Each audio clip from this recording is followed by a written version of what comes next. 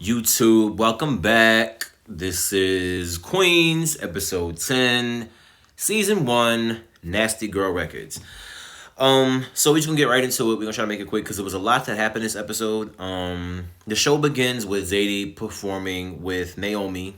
We also see the Queens doing a radio interview with Just Incredible to provoke.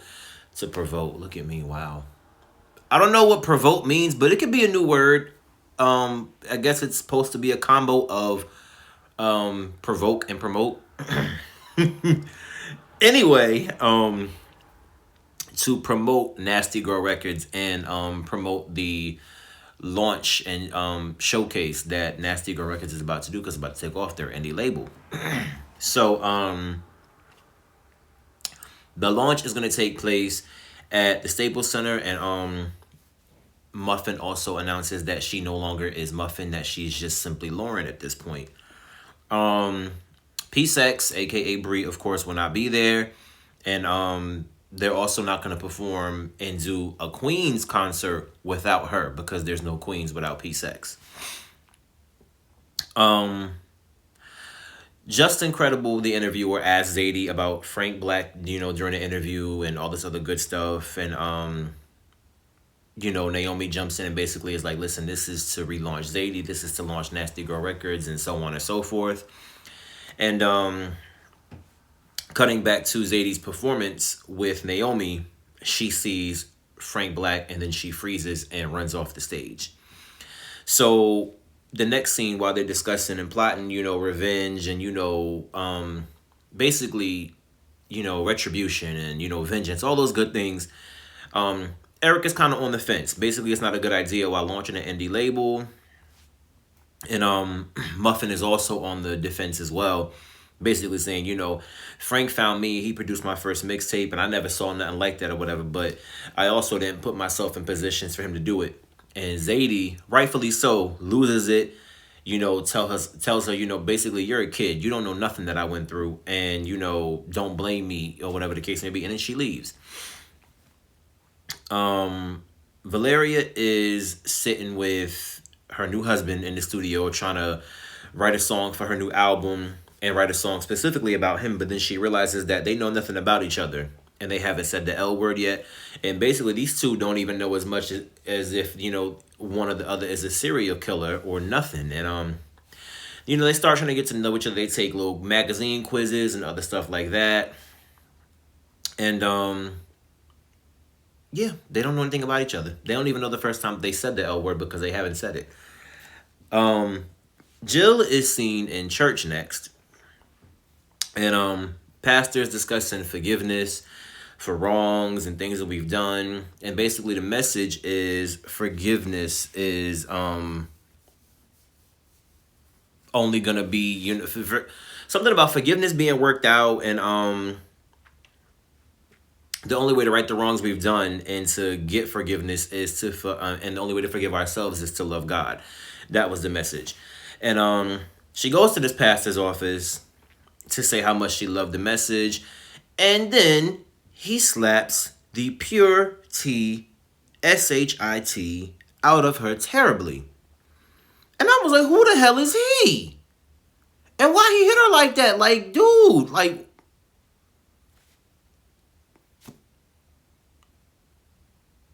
I didn't know what to do in that moment. And then he quickly was like, apologize to your father, which she does. And that's how we learn that, oh, this is Jill's daddy. Jill's father was possessed by the spirit of Ike Turner in the church. Anyway, Naomi's sitting with Eric at a restaurant having, lunch and discussing the label launch and the label's future. And who but Frank Black walks in with his new artist. And then he mentions Zadie. And, he's talking to Eric, they dapping each other up, talking about this, that, and, usual hip hop mumbo jumbo between two dudes who have been in the game a long time, who have ran in the same circles. And, Frank says he's coming to the showcase. And Frank, Frank coming to the showcase is basically a way to intimidate Zadie and make her also freeze up again. And Eric is trying to play the nice guy. He's trying to play the fence. He's straddling the fence. He's not, necessarily being the person who should be standing up for and defending, especially when he just found out that he has a daughter who, is an artist herself, who could potentially be in the game, who has two parents in the game. And, Naomi basically is like, I lost my appetite. I don't want to order nothing now. You know what I'm saying? And that was really it. After being slapped silly by her daddy, Jill is sitting with her overcritically, Bible thumping father having Trini food. And in the middle of having the food, he begins to shame Jill, but also in the same breath defend Darren after what he did. Basically saying, think about what it did to him with the way that you came out at an award show with his wife being a lesbian, and that's how he found out. Defending Darren's actions, it was weird. I was like, is this dude crazy? And low key he is. Naomi is seen, next investigating Frank Black, digging up information, digging up different things, trying to figure out exactly what she can find out to help Zadie and help her case. And she discovers a video on YouTube of him introducing an artist named Hood Honey, who is clearly uncomfortable with him touching her and just his presence in general. And she then tells Eric, yo, you think you could reach out to Hood Honey and, get me a meeting with her? And then the meeting is set up. In the middle of this, Valeria is continuing her cold behavior toward her husband. He tried to bring her a gift. She ain't like it. He's trying to, get to know her, be chummy, be kissy, and all that other stuff. And she's just like, I got to rehearse before the show. I'm on a pre-show diet. I don't want this. I don't want that. You had to go to Eric to figure out what I wanted. And he was like, I just asked for the name of a restaurant. Why are you bugging? And she just is starting this very, very Valeria behavior, which is, I'm going to shut out the people that love me. I'm going to shut out and sabotage the only people that really care about me, including her new husband. When you see Hood Honey show up to Naomi's house, she shows up with a little boy, and right away it kind of clicked who the little boy was. Of course it was her child, but to me when it happened, I was like, this kid must belong to Frank Black. That's what I put together right away. And if you saw the episode, maybe you thought the same thing. So Hood Honey tearfully admits to Naomi that she was raped by Frank, but also he impregnated her, and she found out the week that her album was dropping. So her name is Leah, by the way. So Leah ran into him after he vanished, disappeared, all that good stuff.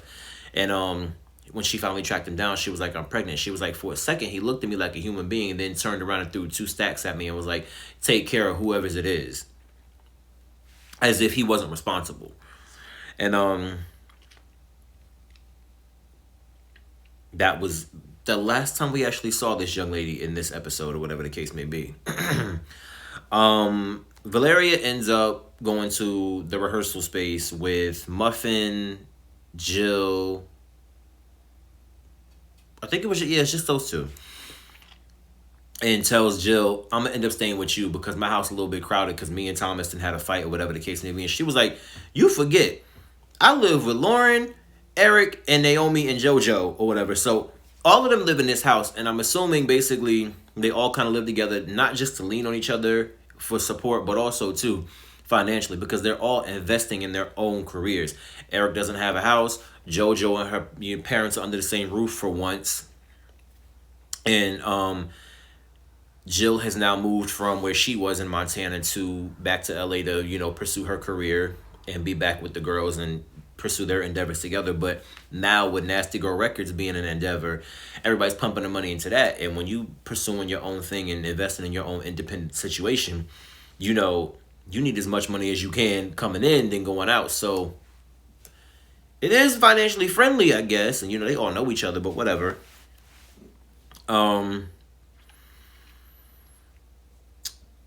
In the middle of them all having a conversation, the Frank Black and Zadie situation gets brought up, and Valeria goes, yo, Muffin, you have shown Zadie zero sympathy in this situation, and we keep letting these men get away with certain things, and instead of blaming them, we keep blaming the woman, and that's not right.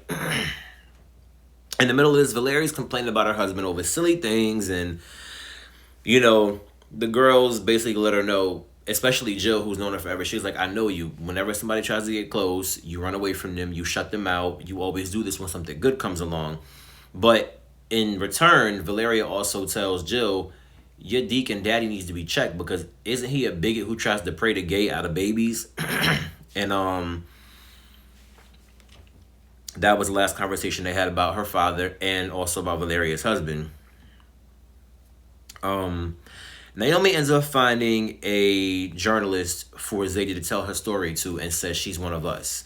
And it's gonna be allegedly a Me Too article. You know, Zadie's gonna tell her full confession about what happened the night that she was raped by Frank Black. And basically she says that she was gonna go to sleep and take a nap in the studio for probably about a half an hour, and then she woke up to Frank, you know, undressing her, undressing himself, and the things that he was doing. He was doing more of it. And basically that's when she fought him and hit him and hit him, and she kept hitting him until she had enough space to get away. And that's when she was arrested. And the lawyer who she had said he could get her charges dropped. Well, turns out after all of that, the attorney was hired by Frank Black. So this was never going to go in her favor. The other part of it is, too, is that after she got out of jail, nobody would touch her because she was now known in the industry as the feisty, aggressive female MC who breaks producers' jaws and all this other good stuff. So the next day or so, the story is finally ran, but when the article comes out, the article's a whole different story, and it is an article that blames Zadie, and it basically shows her in the light of being an opportunist, and it basically calls her story is, you know, the timing is very convenient when she's trying to you know, stage a comeback. All of a sudden she's a victim or whatever the case may be, and Eric basically says, well, it seems like Frank's people must have got to her. And basically the article just calls Zadie a liar. Zadie's upset with Naomi after this and basically was like, yo, I shouldn't even have had to confess. You're obsessed with fixing problems that don't even have nothing to do with you. Now this has been flipped on me. And she just, after that, Zadie says she's done with Naomi and she's done with Nasty Girl Records. She's tired of it because she has to relive the pain all over again. Jill goes to find her pops at the hotel, and this clown is pissy drunk on the floor. She hears him banging around and falling around when she's knocking on the door at the hotel. And she goes in there, and this fool is drunk. And I mean bad drunk. Like, we talking need to go to rehab drunk. Bottles everywhere. Valeria goes to the studio to talk to Eric about her marriage and, you know, the first time she really has ever been in love. And the other time she was in love, it was, you know, with, you know, a woman who turned out to not even be her mother for real. So the only time that she was ever really in love was with him, you know, when she went from being homeless to being a platinum rapper in just one summer, and how, you know, basically she had something real with him or whatever the case may be. And in the middle of this, you know, you can kind of tell she's looking for an outlet and looking for a way to sabotage her marriage. And she tries to push up on Eric and tries to kiss him, which is a move that you would expect from him and a move that you would also expect for him to receive, but he didn't. He backed up and was like, don't do this. This isn't what you want to do. Yeah, what we had was real, but it wasn't right. So, seems like he's growing up just a little bit, and maybe he's taking things with Naomi seriously and really wants to give it a shot to be a family man and be the man that Naomi deserved, but also the father that JoJo deserves. I still wonder if Cameron's gonna pop back up because I never saw a DNA test done. But okay, I guess we're just going with the fact that Eric is JoJo's dad. Let's see. Back at the hotel, Jill is with her dad, and he's depressed and babbling on and drunk, and, you know, basically he's still grieving the loss of Jill's mother, who he was married to for so many years. And Jill also lets it be known to the girls that she hasn't been home in the 2 years since her mother passed. It's hard for her to go to Queens because, you know, she's just not used to being there without her mom being there. And They always say drunks and babies tell the truth. Well, in the middle of him being drunk, he lets Jill know that he loves her and that, you were a great kid, but after that you were just unhappy, and that was my fault, wasn't it? And he also says that he's proud of her. So they lay down, she puts him to sleep, and she sings him, I think they were singing Wade in the Water together, but I know she was singing him to sleep. And he went to sleep like a drunk old baby. Um Lauren then comes to Zadie to ask her about the showcase, and Zadie is like, why do you care, whatever the case may be. And Muffin, who all along was so cold and so, just defensive and very, very much unsympathetic about the whole situation, admits that Frank also assaulted her, which I kind of figured out when she was going so hard about Zadie not saying anything. And she says she has proof that could bring him down. And it turns out that it's a voicemail. So Lauren ends up playing the voicemail for Zadie that Frank left her after he raped her, saying, I hope you didn't get the wrong idea about the other night. I had a couple drinks. I hope you don't think things went too far, whatever the case may be. Which is the same thing that so many predators do to so many women in the industry. It doesn't matter if you're an actress, singer, dancer. This happens a lot, and it shouldn't. Um, let's see. So, Zadie and Lauren at that point, they tearfully confide in each other. And, Lauren says she'll come forward with Zadie and she'll speak up. And they agree to get justice, not just for themselves, but for other women as well. And they hope that this doesn't happen to anybody else from him again. Valeria tells her husband all the reasons in the world why she isn't the one that he should love and should be married to. And at that point, Thomas is sick of it, so she gets put in her place. He was like, stop trying to sabotage this. Stop trying to ruin this. Isn't it exhausting for you to tell me and to convince others why you're unlovable and why you shouldn't be with anybody and why you don't deserve good things? He was like, he knows love. He's been in love before. And at the end of the day, he knows that he loves her. And he knows that, she loves him in return. And he says he knows love enough to know that he wants to make this work. And after that, she says that she loves him. And this is the first time that she said it, and the third person that she has said it to in general. Jill goes back, well, not goes back, but she's back at the hotel with food for her father. So it looks like room service.